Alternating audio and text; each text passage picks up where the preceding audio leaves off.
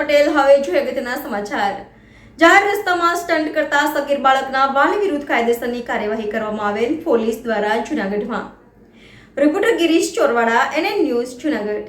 દર્શક મિત્રો, તમારી આસપાસ બની રહેલી અવનવી ઘટનાઓ વિશે જાણવા માટે NN ન્યૂઝને લાઈક કરો, શેર કરો, સબસ્ક્રાઇબ કરો અને બેલ આઇકન પ્રેસ કરો, જેથી આપને નોટિફિકેશન્સ મળતી રહે।